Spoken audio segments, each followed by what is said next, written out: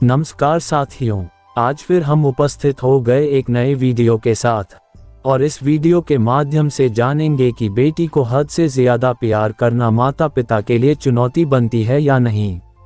मित्रों, यह भी बताते चलें कि जिस घर में बेटी जन्म लेती है वह भाग्यशाली होते हैं और गरुड़ पुराण में तो यहाँ तक लिखा है कि जिस घर में पुत्री जन्म नहीं लेती वह व्यक्ति का मुख देखने का भी कोई धर्म नहीं होता है। ऐसा गरुड़ पुराण में स्पष्ट लिखा हुआ है और जिस घर में बेटी जन्म लेती है उस घर के सारे संकट अपने आप कटना शुरू हो जाते हैं। बेटी भागिन के घर जन्म लेती है। बेटी माँ दुर्गा का रूप है, इसका सम्मान करना चाहिए। लेकिन जो लोग अपनी पुत्री को बाहरी छूट देते हैं और बाहरी लाड प्यार करते हैं उसकी पुत्री और बिगड़ जाती हैं। आज की यह कहानी आपको यही दर्शाएगी। प्लीज़ वीडियो को अंत तक अवश्य देखें और जो भी नए मेहमान दर्शक बंधु हमारे चैनल पर जुड़े हैं उनसे छोटी सी रिक्वेस्ट है, प्लीज़ हमारे वीडियो को लाइक और चैनल को सब्सक्राइब अवश्य कर लें। अब कहानी यहाँ से प्रारंभ होती है। एक जंगल में एक कबूतर और कबूतरी के जोड़े रहा करते थे। जब शाम हो गई तो दोनों एक वृक्ष के डाल पर बैठ गई। सर्दियों की रात थी, कड़ाके की ठंड पड़ रही थी। कबूतरी कबूतर से कहती है, पिया जी, आज की रात निकालने के लिए ऐसा क्या किया जाए जो आज की रात बहुत ही आसानी से निकल जाए। कबूतरी कहती है, कोई ऐसी कहानी सुनाओ जिससे आज की रात कट जाए। कबूतर कबूतरी की बात सुनने के बाद एक कहानी शुरू करता है। कबूतर कहता है, तुम ध्यान से सुनो, बड़ी ज्ञानवर्धक और बड़ी प्रेरणादायक कहानी सुनाने जा रहा हूँ। एक नगर में एक सेठ रहा करता था और उस सेठ के घर एक पुत्री जन्म लिया। जब पुत्री ने जन्म लिया तो उसके घर में बड़ा अजीब खुशी का माहौल बन गया था। वह सेठ अपनी पुत्री से बहुत प्यार करता था, इतना लाड प्यार करता था जिसकी कल्पना भी नहीं कर सकते। पिता अपनी पुत्री से इतना प्यार करता था कि उस पुत्री को कुछ कहने की जरूरत नहीं पड़ती थी। उससे पहले ही पिता अपने पुत्री की हर इच्छाओं को पूरी करता था। पिता ने अपनी पुत्री को लाड प्यार से इतना बिगाड़ दिया था कि वह किसी की बात नहीं मानती थी।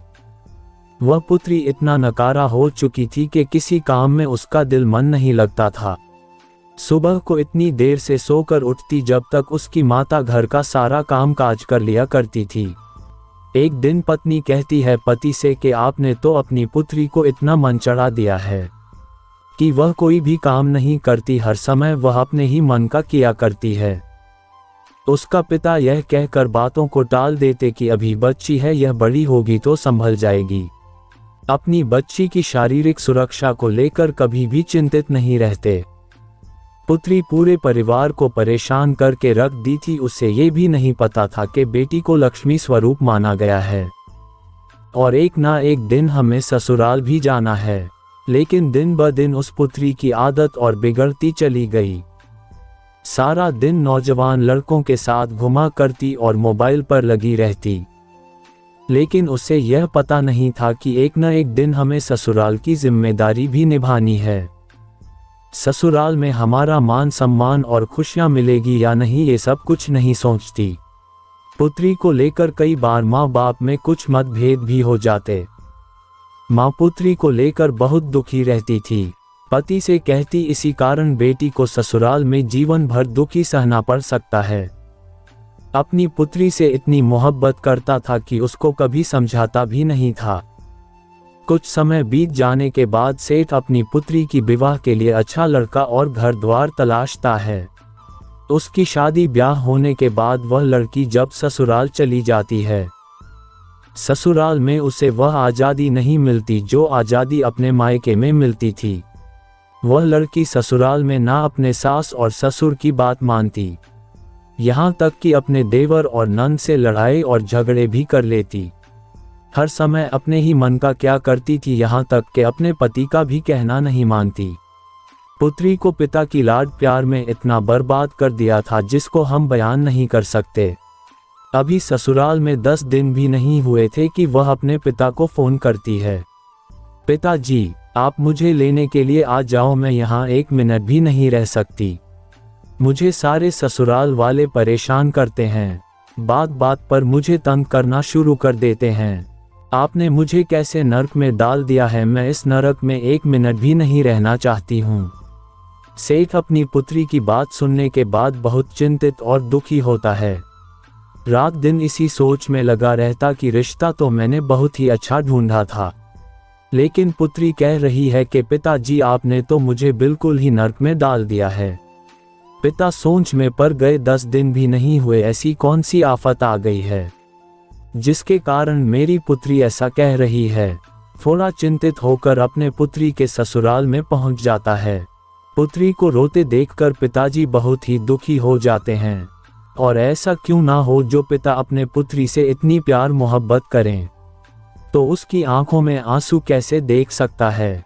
पिता ने अपनी पुत्री को बहुत समझाने का प्रयास किया, लेकिन पुत्री ना मानी और अपने ही जिद पर अड़ी रही कि मुझे इस नरक में नहीं रहना है, मुझे अपने साथ ले चलो। पिता अपनी पुत्री को लेकर निकल जाता है, लेकिन फिर भी सेठ की पुत्री के ससुराल वाले कोई भी जय राम जी की नहीं करता है। सेठ रास्ते में अपनी पुत्री से पूछता है कि पुत्री आप मुझे एक बात बताइए कि तुम्हारी सास कैसी है। इतना सुनने के बाद पुत्री कहती है पिताजी उसके बारे में तो पूछो मत, वह तो चंडाल है, उसने मेरा जीना हराम कर दिया है। ऐसी भूतनी के घर में आपने मेरी शादी कैसे की, हर वक्त मुझे तंग करती रहती है, इनका नाम भी मत लो। फिर पूछता है पुत्री अब आप मुझे यह बताइए कि तुम्हारी नंद कैसी हैं, वह तुमसे प्यार करती है या नहीं। पुत्री कहती है पिताजी उसका तो नाम भी मत लो, झगड़ा लगाने का काम उसी का है, वह तो और देखना नहीं चाहती है। सेठ अपनी पुत्री की बातों को सुनकर समझ जाते हैं, ऐसा नहीं हो सकता, इनके ससुराल में सभी के सभी लोग ऐसे ही हो जाए। सेठ समझ जाता है यह सारी गलतियां और कमजोरियां हमारी ही वजह से हुआ है। आज हम अपनी पुत्री को इतना प्यार और बढ़ावा नहीं दिए रहते तो आज हमें सर झुकाने की नौबत नहीं आती।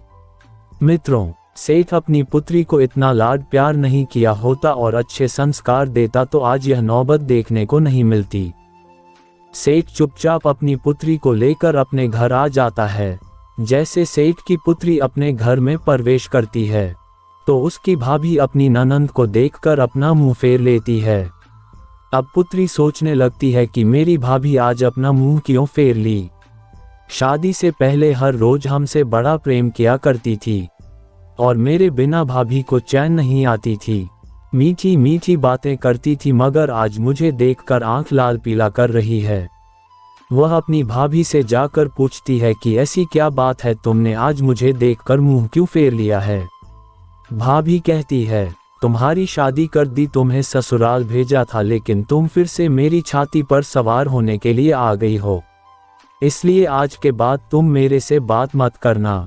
जब लड़की देखती है कि हमारे घर वाले सभी के सभी हमसे दुखी रहते हैं, उस लड़की से भाई भौजाई और माँ भी बातें नहीं करते सिवाय उसके पिता के। इन सारी बातों को देखकर वह लड़की बहुत दुखी और चिंतित रहती। वह लड़की जब देखी कि हमारे ससुराल और हमारे घर वाले भी खुश नहीं है तो लड़की घर के अंदर चली गई और सोचने लगी। इतने में पिता अपने पुत्री के कमरे में जाकर देखता है तो बड़ी चिंतित और दुखी दिखाई देती है। अपनी पुत्री के पास बैठकर कहता है क्या बात है, आज बड़ी चिंतित दिखाई दे रही हो। फिर पुत्री कहती है पिताश्री आप मेरी शादी नहीं करते तो अच्छा था, मेरी शादी करके आपने मुझे नर्क के सागर में धकेल दिया है। ऐसा क्या करूं, ससुराल वाले सभी समान है, ससुराल में कैसे जाऊं, और जो मेरे परिवार वाले हैं कोई मुझसे बात नहीं करता सिवाय आपके। इतना सुनने के बाद पिताजी कहते हैं पुत्री एक नगर में एक बहुत बड़ी विद्वान पंडित साधु संत आए हैं, तुम्हारी समस्या को लेकर मैं उनके पास गया था तो उन्होंने मुझे एक उपाय बताया है। यदि तुम उपाय को करती हो तो 3 महीने के अंदर तुम्हारे सभी ससुराल वाले तुम्हारी मुट्ठी में होंगे और तुम्हारे इशारे पर नाचेंगे। पिता की बात सुनकर वो लड़की बड़ी खुश होती है। पुत्री कहती कि पिताजी वह उपाय मुझे जल्दी से बताइए, मैं उस उपाय को जरूर करूंगी। उस लड़की का पिता अपनी पुत्री को उपाय बताता है, कहता है 3 महीने तक एक मंत्र का जाप करना है और साधना करनी है। यदि तुम इस कार्य को करती हो तो मात्र 3 महीने में तुम्हारे सभी ससुराल वाले तुम्हारी मुट्ठी में होगी और तुम्हारे इशारे पर नाचेंगे। जैसा तुम कहोगी वैसा ही होगा। तुम उस घर की रानी बन जाओगी, उस घर की मालकिन बन जाओगे। तुम्हें मंत्र का जाप करना है और कुछ साधना करनी है। लेकिन लड़की कहती है, पिताश्री जंत्र मंत्र वाला काम हमसे नहीं होगा। पिताश्री कहते हैं, तो तुम सिर्फ साधना कर लेना, मंत्र का काम मैं कर लूंगा, यह काम सिर्फ तुमको 3 महीने तक ही करना है। लड़की कहती है, साधना क्या होता है पिताजी? पिताजी कहते हैं, अपनी लड़की से कोई भी कुछ कहे बिल्कुल जवाब नहीं देना है। हर इंसान की बात को सुननी है, हर इंसान को प्रणाम पाती करना है, यह साधना होती है। इस बात को लेकर लड़की ससुराल जाने के लिए तैयार हो जाती है। पिता के साथ लड़की जैसे ही ससुराल पहुंचती है, उसकी सास की नज़र पड़ते ही काफ़ी गुस्सा हो जाती है। कहती है, हमने तुम्हें पहले ही मना कर दिया था कि तुम्हारी पुत्री की हमारे घरों में आवश्यकता नहीं है। ऐसी बिगड़ी हुई औलाद आपने पैदा की है जिसकी हमें ज़रूरत नहीं है। कोई आदर भाव नहीं, कोई मान सम्मान नहीं। अपनी सास की ऐसी हरकतों को देखकर उसकी लड़की भारी गुस्सा करती है, लेकिन अपनी पुत्री से इशारों में कहती है, तुम्हें साधना करनी है। यह बातें सुनकर वह लड़की कुछ जवाब नहीं देती है और चुप रहती है। लेकिन नकारा बेटी के कारण पिता को हमेशा सर झुकाकर रहना पड़ता है। लड़की का पिता अपने समधीन से कहती है, गलती इंसान से होती है, माफ कर दीजिए और एक मौका जरूर दिया जाए। सुधर गई है, अब ऐसा कुछ नहीं करेगी। प्रिय दर्शकों, कहते हैं कि कोई भी पिता अपनी पुत्री को इतना प्यार ना करें और न ही इतना बढ़ावा दें कि उसे ससुराल में जीवन बिताना कठिन हो जाए। इसी के कारण पिता को अपना सर झुकाना पड़ता है। प्रिय दर्शकों, हमारे इस वीडियो के माध्यम से बताए गए कहानी से आप सभी को क्या सीखने को मिला और यह कहानी आप सभी को कैसा लगा, प्लीज़ कमेंट करके बताएं और हमारे वीडियो को लाइक और चैनल को सब्सक्राइब अवश्य कर लें। धन्यवाद।